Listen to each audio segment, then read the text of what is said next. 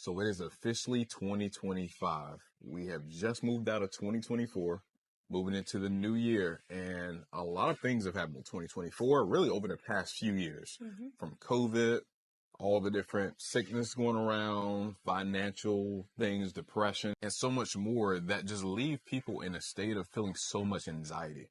You see so many posts, like almost every single time you open up your social media, there's something talking about anxiety, stress, and so many related factors where it's such a common thing. Like, how do you deal with anxiety? That's something that a lot of people go through, but how do you really deal with it? What's something that comes to mind when it comes to anxiety for you? Okay, so for me, anxiety can be like an overwhelming feeling. And I know that anxiety presents itself in many different ways for different people. But for me, anxiety is, like when I start overthinking and it comes to a point where now not only are adults struggling with it, the children are struggling with it as well. Even more so, that they've made movies this year that came out talking about anxiety and how it's one of our root feelings. So with that being said, and because we see it so much now in kids and adults, it's something that I feel like we should learn how to definitely manage, because is it going to be there at one point or another? Yes. Do certain things make it worse? Absolutely. So it's really how do we manage it? For you personally, do you recognize any key things that trigger anxiety for you? For me, key things that may trigger anxiety is like if I'm not feeling so good about myself. Like when I start overthinking about like I'm not doing everything I should be doing, or I want to feel better about myself, but I don't really know what to do. And I feel like because so many people are stuck in that loop, it makes that anxiety just be there all the time, where it's like the thing that's in the back of your head constantly. So I feel like kind of immediately after somebody starts doing something that is working on themselves, whether it's, you're working out or you're getting your fitness back, or even if it's not related to the gym or fitness, but let's say that you're eating better or you're just doing the things that you know you should be doing for yourself, that anxiety kind of starts to fade away. So it's like, how can I be doing things that I know are positively reinforcing good things about myself? Because that anxiety sometimes pops up when you just really don't have a grip on the positive side of things. You're always looking at the negative side. Yeah, that's actually exactly what I was about to touch on. A lot of time it's really centered around people focusing only on the bad things. And unfortunately, when you focus on the bad things, it robs you of the energy to actually do something to make your life better. So it can make you overeat. It can make you stay in bed. It can cause you to lose your job. It can cause you to lose relationships by just only focusing on, because it almost like it takes over your whole body. It takes over your mind. It takes over everything to where literally you start pushing everything away from you instead of being the magnet that just kind of pulls in the good things into your life. So definitely, that's a ongoing practice as far as working on that to get to a better place of it comes naturally. Because I think in a way we're almost, especially nowadays with social media and just kind of the way media is presented in general, it makes you want to attach to the negative things more often. Like you cannot pick up your device. You cannot turn on the TV without hearing some kind of negative news. And that's why I think a very big part of this is starting your day on your terms. Yeah, and even not just negative news, but so many people comparing themselves to other people because they see or they think that what they see on social media is everybody's reality all the time. This is how they look and feel about themselves all the time. But people have those moments, and those are not the things that we're seeing. But we feel like that's really what's the reality, and it's really not. And it's just snapshots of people's life. You're only seeing a little snapshot. So when I say start your day on your terms, what I mean by that is don't get on your Facebook, don't get on your phone first thing in the morning, because as soon as you open your social media, you already know what you're going to see. And a lot of the time, once you start off your day on that kind of energy, it kind of keeps going down that same path. So instead, start it with something being very intentional, whether that's listening to something that motivates you. It could be an audiobook. It could be a podcast. It could be turning on this channel. whatever that is, turn on something that's motivational, that's getting your mind thinking down the right path, instead of going straight to the things that's automatically go the wrong direction. So in that way, now you're setting your intentions on doing it for yourself versus allowing other people to set that for you. Can you think about a time where anxiety has actually made a situation better? No. Isn't that crazy to think about? How we can't even think of a good example of how it can make your life better, but yet it's so commonly in almost everyone you meet. Like some, you can literally feel it pouring off of some people. Like as soon as they walk in a room, you can just feel it just suck the energy out the room. It's like, here we go. We know what this is about to be like. And you don't want to be that person where when you come in a room, everybody's energy drops. You want to be the person that when you come into the room, people are like, I'm so glad they're there. Yeah, and sometimes I feel like that can be a little harsh because some people really don't know how to control it. You know, they don't know how to even see it from the outside perspective because they're always the ones sitting in it. So with that being said, some people have to learn to not just live with it, right? But how can you control it instead of letting anxiety control you? Because I feel like for people that genuinely like suffer with anxiety, there's things that you're going to have to learn to live with. But there's other things that you can definitely do that could help you lower those levels of anxiety to where it's not happening all the time. To where now it's like, wait, it's been, maybe 6 months or a couple months that I haven't had a panic attack or an anxiety attack, because there's people that, when they suffer with anxiety, they genuinely feel like they're dying. Like something is wrong with me right now. I am having a heart attack or something right now. And their body starts reacting to what their mind is really perceiving in that moment, whether it be danger, whether it be overwhelm, whether may be, I don't know how to control, these thoughts that I have going on. So everybody has to learn with how to control it and not let the anxiety control them. What's some things I think let's list a few things that we feel can help with anxiety, not necessarily erase it, but help minimize it and maybe help you progress on and not affecting your life as much as it does. Okay, so I think some of the things that you could definitely do to help with anxiety is, like you said, put yourself in a positive mindset. The more you put yourself in that positive mindset, whether it's, like you said, waking up to listen to something that's positive, motivational, or maybe you're a person that you're very spiritual and you like to pray or you like to meditate, or there's certain things that calm your emotions, whether it be, a hot tea or doing things that are already going to set you to a good start. So for me personally, when I'm feeling a lot of stress or anxiety, what I do is I take a hot shower. Like that's my way of decompressing, my safe place. And I know everything's going to be okay. I'm just having a moment right now, but it just kind of helps soothe all of that. So everybody kind of has to learn what are the things that help you in that moment.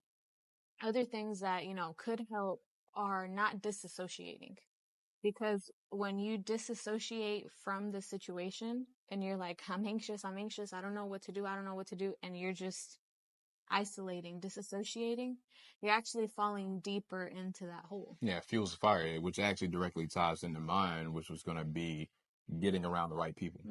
Because in a way, when you're around the wrong people, or sometimes when you're just by yourself, it's adding fuel to that fire because there's no other person with a different mindset to intervene on those negative thoughts. But if you're consistently around people that are positive thinking, go-getters, there's no way you can be around that consistently and it's not start to take effect on you. It doesn't matter if you're around completely negative people. You can be the most positive person in the world. If you're around those negative people all the time, you'll notice you're going to start picking up some of their same habits.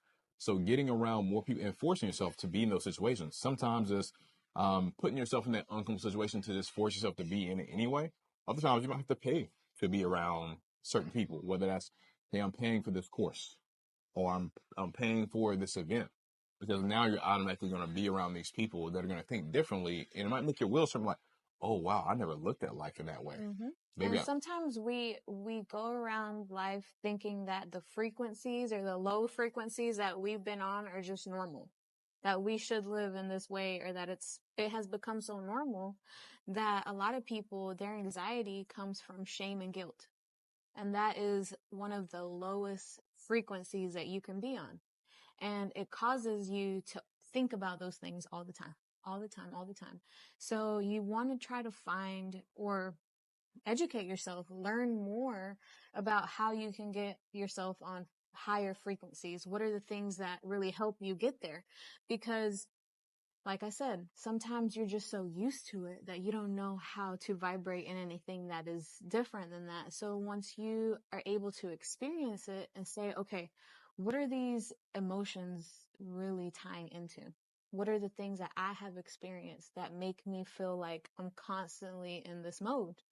And then really challenging yourself every time they pop in your mind. So let's say that you're having a negative thought about yourself or about your circumstance, and all of a sudden you were fine, but now you're having this thought just go on and on and on in your mind. You have to intentionally force it out of your mind. You have to intentionally say, hey, you don't belong here, or whatever it is that I'm saying to myself right now is a complete lie. Yep. It's not true. Another one that for me is really big is because I was a person based on my childhood, and maybe some of you guys heard it, but with my sister passing away when I was younger, I had so much emotion that happened over the course of that 3 months, 4 months, to where I was crying nonstop, to where I got numb after that, to where I didn't feel any emotion in anything. So there's nothing wrong with emotion, but you don't want emotion to lead you, but you want to be able to funnel it in a certain direction. You want to be able to channel it. So that's been a big thing for me. Instead of shutting them off, learn how to channel your emotion into something. And when I say that, figure out what you're good at, right? Don't be so focused on things that everybody else is good at. This person can sing, this person can dance, this person is really smart. Figure out what you're good at, and now you can funnel that emotion towards that thing you're good at, and you'll be surprised when you see you're excelling at something.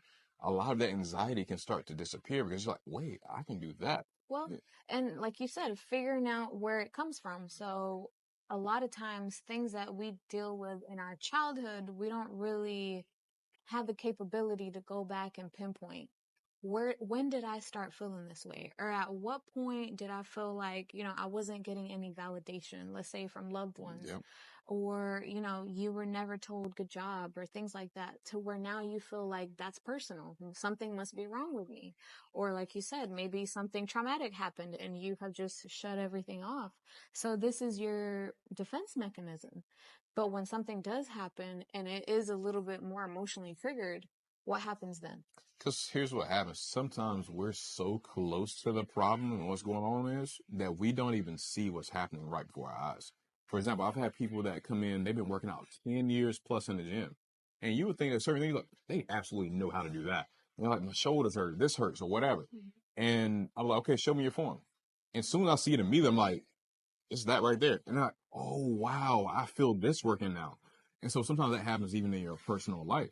Sometimes because you lived it, you're so close to it that if you find somebody that you could share and really talk with, they can be like, wait, did you really think about it could be this that caused this and this and you're still lit? So sometimes sharing that with people that are close to you, they could point out that one thing because it might be a question you might not ask yourself that they will literally ask you that triggers all these other thoughts and things that you buried deep down that you didn't really get a chance to resolve, but you think because you haven't thought of them in a while that they're gone, but really they're still sitting there leading and living, helping you live your life in the wrong way. Yeah, and unfortunately, those are the things that sabotage people over and over. It's not different things. It's usually the same thing, the same Compound pattern effect.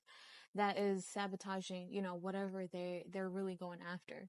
So what I would say is, if you're a person that is struggling with anxiety, or if you know anybody that really struggles with anxiety, asking yourself, like, what are the things that I can do? What are the things that I can result to, in those worst moments, so that I can help myself not stay in it as long? Because you may have it every now and then, but it doesn't need to be all the time. You don't need to be stuck in it as much if you learn how to overcome it. If you learn how to talk yourself out of it. If you learn things that maybe now you're not dealing with it nearly as much as you were in the past. You have to keep in mind that everything you are right now and who you are right now, you aren't always that way. You learned it from somewhere. What kids do you know that they just came into the world and they're full of anxiety? Anxiety doesn't exist when you're a baby, but it gets built over your experiences, the way people treat you, the way you treat yourself. It got built up over time. So that's not, anxiety isn't who you are. It's something you became over time. So if it's something you became over time, that means you also can intentionally go back and start working on it to make it disappear. Once you're aware of it, now you say, let me just keep going back further and further and further. Wait, at this point in my life, I remember being happy. I remember smiling. I remember being very positive. What happened from here to there? Mm-hmm. And now, sometimes you might have to talk to your family. Maybe talk to some of your friends back during that time. Do you remember this? Do you remember that? And you might be able to pinpoint, oh, wow, I carried this situation right here through to the rest of my life. Mm-hmm. And one thing about, becoming an adult is there's a certain time in your life where other people are not responsible for the healing that you have to do in your life. Yep. For the things that you have to overcome, for the things that you have to accept and move on and grow from. Maybe they caused it, but now you're responsible because that could be the same thing that you're blaming somebody else for, but now you are letting that thing hinder you. So there comes a time in your life where you have to look at it straight in the face and say, what am I going to do with this? Yep. Because it really is your words. Because once again, like I said, if you didn't come into this world with anxiety and you adapted and morphed into that being a thing, that means it's not who you are. If you keep saying things like, I always have anxiety, I'm never going to get over it, it's always this problem, and you keep speaking in this way, how are you going to ever get past it? Because it's human nature to want to be right. So you're going to keep finding things to prove why anxiety is who you are and why it's always going to be there. So you got to start finding the reasons that support the opposite of you having anxiety. So channel that energy. You funnel that energy towards the things you actually want to see succeed in life.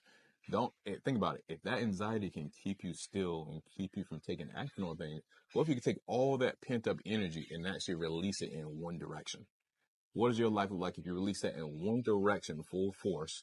What does your life look like right now? On that note, that's the end of the video, New Birth Fitness family. We'll be back at it again before you know. We're out. See you.